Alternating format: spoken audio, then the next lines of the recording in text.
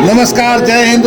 मैं चैनल सच के साथ, मेरे साथ में माननीय किशोर दुलेपरिया राजस्थान से मौजूद हैं। मैं उनसे आज जानना चाहता हूं कि भारत के प्रजापति कुम्हार एकीकरण के मुद्दे पर दिल्ली के अंबेडकर भवन दिल्ली में मौजूद जानना चाहूँगा कि आज का जो कार्यक्रम कैसा रहा और इस उद्देश्य को लेकर आप इकट्ठा हुए हैं। थोड़ा तेज आवाज में, क्योंकि आप युवा है और पूरे भारत की युवाओं की धड़कन है, क्योंकि समाज आपकी तरफ देख रहा है। आज स्वागत है।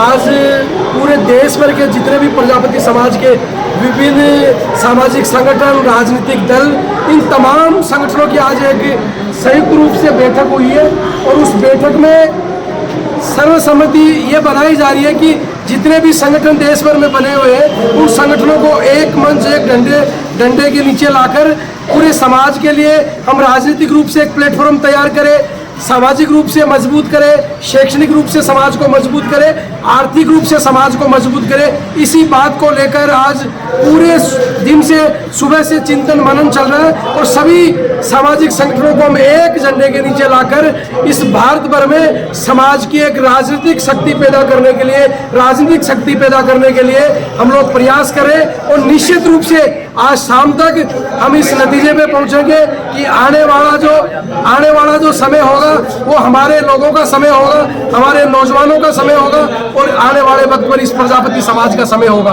मैं आपका एक बार ध्यान दिलाना चाहता हूं कि ये वही किशोर दुलेपरिया है जिसने राजस्थान में जो एक बहुत बड़ी मुहिम चलाई और इनके समर्थन में लाखों की संख्या में एकजुट हुए। किशोर जी, आपने राजस्थान में एक अच्छा काम किया, मगर आप यह एकीकरण के मुद्दे पर आप एक करना चाहते हो समाज को। क्या ये समाज के लोग इकट्ठे हो पाएंगे? क्या राजनीति एक मेन मुद्दा है या कोई और दूसरा खेल है? निश्चित रूप से समाज एकजुट होगा। पिछले दिनों देखा होगा 28 मई 2023 को राजस्थान के विधानसभा, जयपुर के विधानसभा और विद्याधर नगर स्टेडियम के अंदर लाखों की संख्या में कुम्हार प्रजापति समाज के लोग एक आह्वान पर जुटे और हमारा लक्ष्य ये था कि हमारे नौजवानों को राजनीतिक क्षेत्र में भागीदारी मिले, समाज को राजनीतिक क्षेत्र में भागीदारी मिले। और मैं बताना चाह रहा हूँ, आप कह रहे हैं कि समाज एकीकरण में आएगा नहीं आएगा, मैं निश्चित रूप से बता रहा हूँ कि समाज एकीकरण में आ चुका है और आने वाले वक्त पर समाज एक डंडे के नीचे आकर पूरे देश भर में एक राजनीतिक सामाजिक शक्ति के रूप में उभरने जा रहा है। देखिए, आप राजस्थान से, राजस्थान मध्य प्रदेश और छत्तीसगढ़ में चुनाव हुए और भारतीय जनता पार्टी ने वहां बाजी मारी, मगर सबसे बड़ा दुर्भाग्य है कि हमारे प्रजापति कुम्हार को एक भी किसी पार्टी ने टिकट नहीं दिया और कांग्रेस ने टिकट दिया और कांग्रेस से हमारे केंद्र जी जीत गए। और मैं इसमें आपको ये कहना चाहता हूँ इस मुद्दे पर, क्या ये जितनी भी राष्ट्रीय संगठन बने हुए हैं, क्या ये अपना जो अहम जो राष्ट्रीय अध्यक्ष या जो सर्वोच्च जो इनके पास पद है, ये क्या त्याग कर पाएंगे? क्या ये समन्वय जो दिया नाम है, समन्वय आधार जो है, क्या उससे जुड़ पाएंगे? मैं आपको बताना चाहूँगा कि राजस्थान में अभी विधानसभा चुनाव हुए, उस विधानसभा चुनाव में राजस्थान के जितने भी पॉलिटिकल पार्टियां हैं, उन पार्टियों ने हमारे समाज को संख्या के अकॉर्डिंग राजनीतिक प्रतिनिधित्व नहीं दिया, टिकटों का वितरण नहीं किया।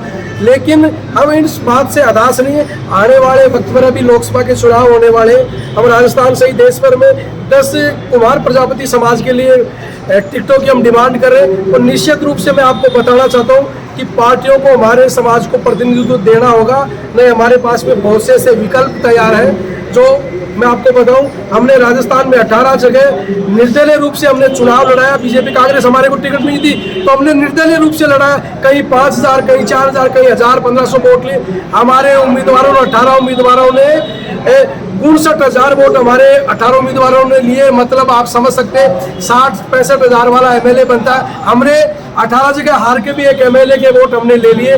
तो हम उस प्लेटफॉर्म पे हम काम कर रहे हैं। हम निश्चित रूप से किशोर जी, देश की आज़ादी को 75 वर्ष से ज़्यादा हो गए और देश में आज तक, अभी तक मैं जो रिकॉर्ड में देख रहा हूँ, इतिहास है, उसमें एक भी सांसद पार्लियामेंट में नहीं गया है, जबकि सभी राजनीति और सभी समाज नीति राष्ट्रीय भागीदारी पार्लियामेंट से शुरू होती है। सबसे बड़ा न्याय का मंदिर है। क्या वहाँ पर आप पहुँच पाएंगे?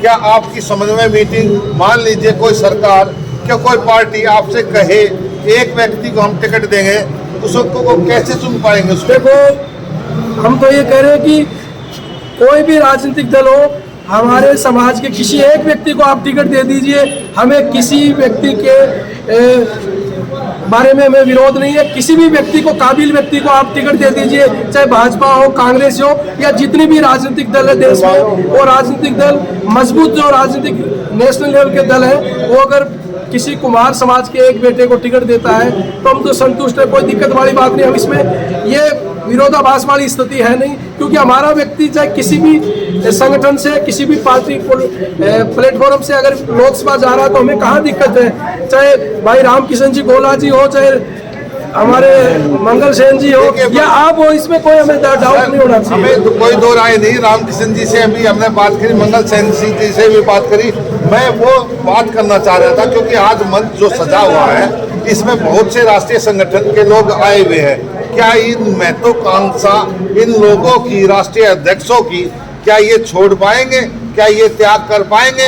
दूसरा, एकीकरण का मुद्दा अभी तक मेरी नजर में ऐसा कुछ आया नहीं। मेरे को भी बोलने का मौका दिया जाता तो मैं इनको एक ही बात कहता कि एक होने का एक ही कारण है, इस तरह से आप कर सकते हो। मगर मैं बढ़िया बात इस मंच के माध्यम से, इस न्यूज चैनल के माध्यम से मैं बताना चाहता हूँ कि एक हम इस तरह हो सकते हैं, सभी संगठन का जो जितना अमाउंट है, जो धन इकट्ठा कर रखा है, वो सारा एक प्लेटफॉर्म पर जमा किया जाए और उसके बाद क्षेत्र में जाकर लोगों के बीच में जाए और उसमें काम करे और ज़्यादा से ज़्यादा समाज को जोड़े और उनको लाभान्वित करे और जो है कि ओपन चुनाव कराए सरकार के माध्यम से और चुनाव के माध्यम से हमारा राष्ट्रीय अध्यक्ष बने और जिससे आगे भविष्य में ऐसा काम किया जाए, हम एकता के सूत्र में बंध पाए। रामकिशन जी, ऐसा नहीं हो सकता क्या?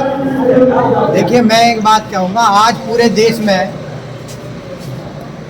किसी भी माध्यम को लेकर के, किसी भी बात को लेकर के आज पूरे देश में प्रजापति समाज के एक एक कान में ये बात जा चुकी है कि प्रजापति समाज अब जागृत होगा राजनीतिक तौर से तो आगे कामयाबी मिलेगी और नहीं होगा तो कामयाबी नहीं मिलेगी। ऐसा तो नहीं है कि, वही मेरा पहला वाला सवाल है कि ऐसा तो नहीं है कि एक और राष्ट्रीय संगठन बन के तैयार हो जाए? मेरा भी पहले वाला ही जनाब है। माननीय बड़े भाई, मैं आपसे साफ शब्दों में कहना चाहता हूं कि अगर आज एक समन्वय समिति ये अलग से गठित होती है तो हम उसका पूर्ण रूप से बहिष्कार करेंगे। बहिष्कार करेंगे? क्या आपका भी ये राय है? देखो, अगर कोई संगठन बनाया जाता है ना, हम उसका तो बहिष्कार करते हैं, लेकिन अगर सभी संगठनों को तालमेल बनाकर एक मोर्चा बनाया, जैसे किसानों ने जो मोर्चा बनाया था, 650 संगठन किसान आंदोलन के दौरान साथ में आए थे,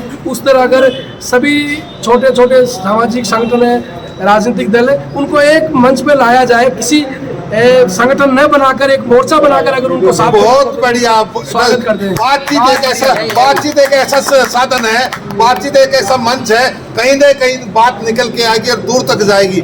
और किशोर दुलेपरिया जी ने ये बिल्कुल स्पष्ट बताया कि रामकिशन जी ने कहा हम यहाँ पर आकर समन्वय बना के कहीं न कहीं फेडरेशन या मोर्चा बनाकर आगे लड़ाई लड़ी जा सकती है, क्योंकि सरकार और पार्टियों के हाथ बहुत मजबूत है। रामकिशन, कोई भी संगठन, बार बार कह रहा हूँ, आज जो ये बैठक होने जा रही है, नया संगठन कोई भी नहीं बनने देंगे और इस पर पूर्ण विचार किया जाएगा और पूर्ण रूप से अगर नए संगठन की ओर हम लोग बढ़ रहे हैं तो उसका बहिष्कार करते हुए हम लोग उनको ये चैलेंज देके जा रहे हैं आज कि नया संगठन नहीं बनने देंगे।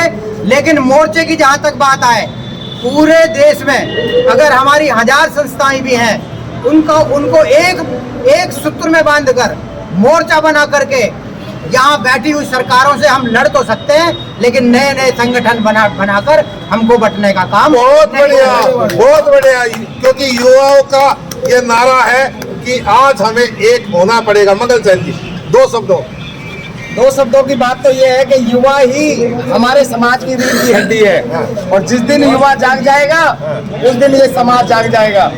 और आज इस समन्वय मीटिंग से ये साफ जाहिर हो रहा है कि आज का युवा हमारा जाग चुका है। जाग चुका। मंगल सिंह जो अभी तक जाग चुका, पहले सोए हुए थे, अब जाग चुके हैं। आप क्या कहना है, बड़ा परिचय देंगे? मेरा नाम ईश्वर प्रसाद प्रजापति। ईश्वर?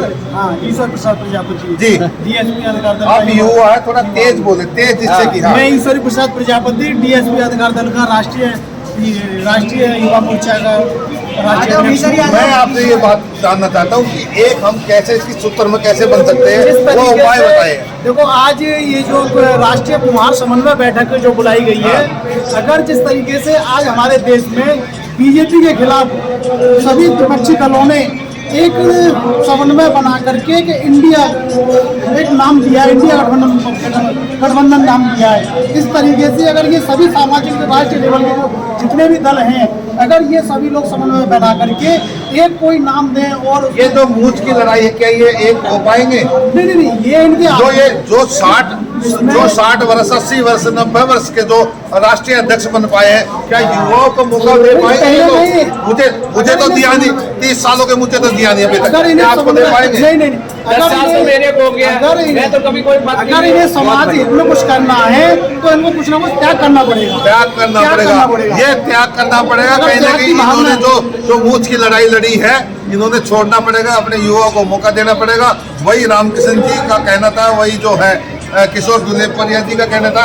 आप इस विषय में क्या कहना चाहेंगे? थोड़ा 2 शब्द। मैं गोविंद प्रजापति, प्रदेशाध्यक्ष राजस्थान प्रजापति समाज। हमारा ये कहना है कि जो बड़े बुजुर्ग हैं उनका मान सम्मान रखते हुए उनको सलाहकार के तौर के ऊपर रख लिया जाए, और क्यों नहीं एक युवा टीम को आगे बढ़ाया जाए। क्यों ना युवा टीम को आगे बढ़ाए। धन्यवाद, थैंक यू। मैं आगे जानना चाहूंगा, मैं थोड़ा समझने के लिए आदरणीय संग्राम जी ने जो है ये थोड़ी दूर की बात है, वो साथ में सुना हुआ है। हमारे संग्राम जी ने 100% से ज्यादा और समाज सुधार के रूप में जाति छोड़ो वर्ग छोड़ो के नारे दिए। हमारे आदरणीय संविधान की सचिव और सदस्य रहे, लेकिन सम्मान के साथियों 98 संग्राम जी, ये लोग बाबा साहब अम्बेडकर जी के साथ रहे। अजीत गौतम जी दिल्ली में रहते हैं, मेरी कई मीटिंगें उनसे हुई, वो भी अम्बेडकर जी के साथ उन्होंने काम किया। लेकिन सम्मानित साथियों को उठा हम लोग भी जब विधायक जी बैठे आगे बहुत मेरे तो बड़े जान बैठे, बाबू जी बैठे, जिन लोगों ने हमें बाबू जी बैठे, जिन लोगों ने हमें उंगली पकड़ करके चलना सिखाया। भाई साहब सतबीर खेड़ा जी, मैं सामाजिक बुराई कर रहा हूँ, आप मुझे बता। मैंने मना किया, बेटी अगर अच्छी लगे तो प्रार्थना स्वीकार कर लो, ना लगे बढ़ा ले, उसका कोई जोर नहीं होगा। मैं बंद से कह रहा हूँ नहीं पड़ रहा, लेकिन मैं अपने महापुरुषों के लिए कह रहा हूँ, अच्छा नहीं लगता। आपकी मर्जी में कह रहा हूँ, आप खूब पढ़ा, मुझ पर कोई फर्क नहीं पड़ा। सम्मानित साथियों, 98 से पहले बहुत एक्टिव थे, लेकिन हम लोगों को इन महापुरुषों को पता नहीं था। इसलिए मेरी प्रार्थना है कि हम कल मर जाएंगे, माला केवल 13वीं के दिन हम सत्र चढ़ जाएंगे, लेकिन समाज के लिए समर्पित भाव से इकट्ठा करने जाते हैं तो इस समाज को दिल से बनाना। अगर हम बड़े बन जाए, हम कहीं ना कहीं तक पार्लियामेंट तक पहुंच जाए। हम तुम्हारे साथ हैं, फोन भी करा था, वहाँ ऐसा करना है।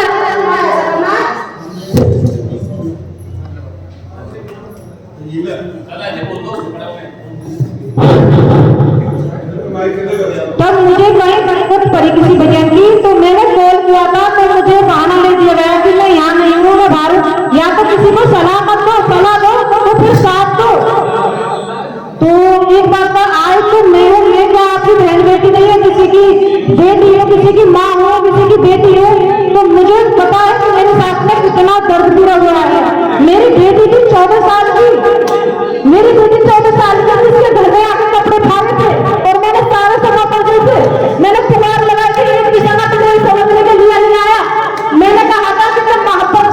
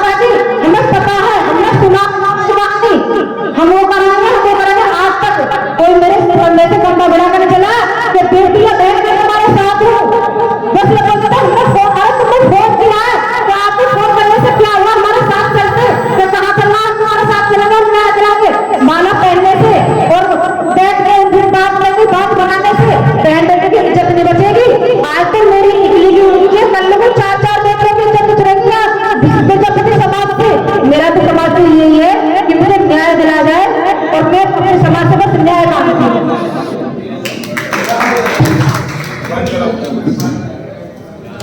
का कार्य क्षेत्र अलग है और राजनीतिक क्षेत्र अलग है।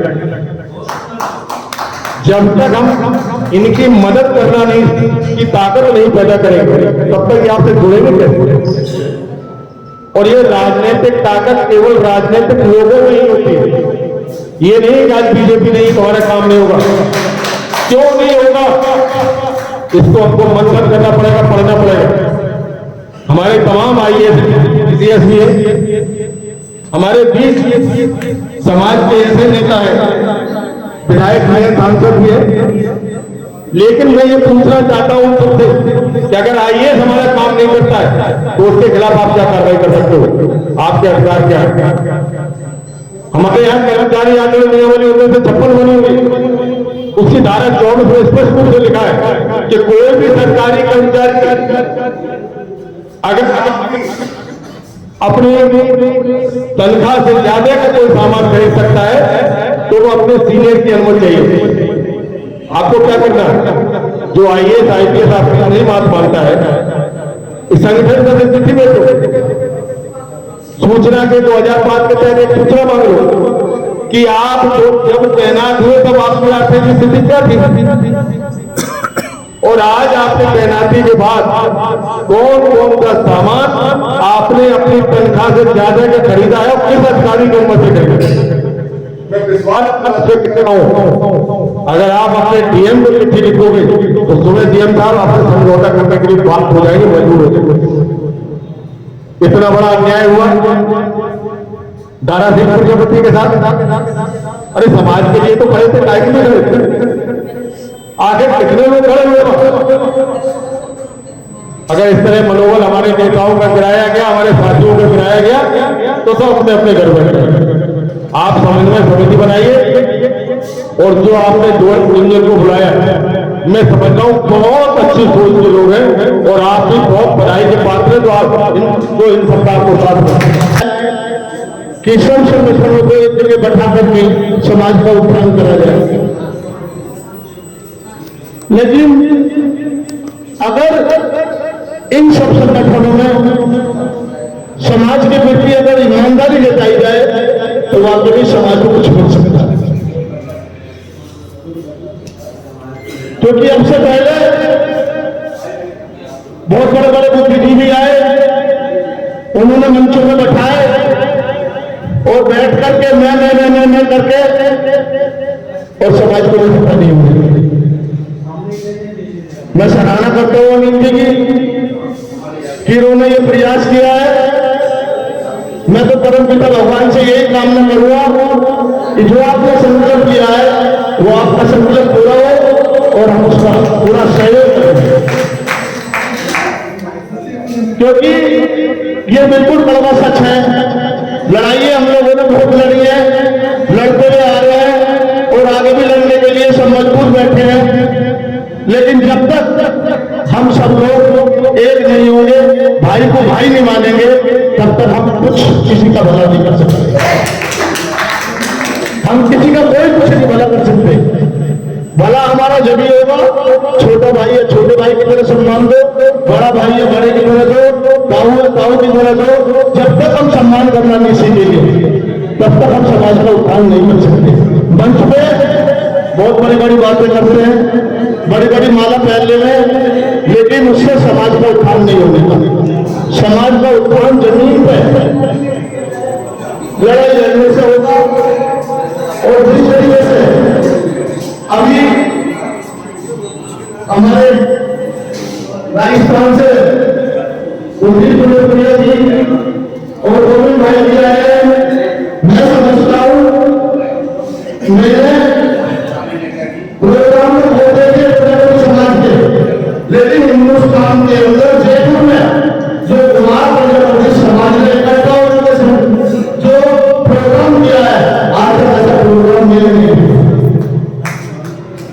जितना इन्होंने समाज को मैंने वहां देखा, किसी के पाँव में चप्पल है या नहीं है, किसी के छोटी पट्टी है नहीं है, लेकिन इस प्रजापति कुमार समाज के नाम पे वे सब लोग इकट्ठा हुए और सरकार को दिखाया जताया कि हमारी संख्या इतनी है और टिकट क्या मिले क्या नहीं, लेकिन मैं सम्मान करता हूँ मनोज भाई का और उनके व्यक्ति का। इन्होंने समाज को इकट्ठा करने में जो हिम्मत जुटाई, जो इन्होंने प्रयास किए, मैं इन्हें बहुत बहुत बधाई देता हूँ। और नवीन जी, संक्रांत जी, मैं आपको भी बहुत बहुत बधाई देता हूँ कि आपने संकल्प लिया। मैं तो यही कहूँगा कि आप लोग सब समाज को सुरक्षित दीजिए और सब लोग एक हो और इस समाज को ऊपर ले जाए और हमारे भी सांसद विधायक सब बने, ऐसे हम काम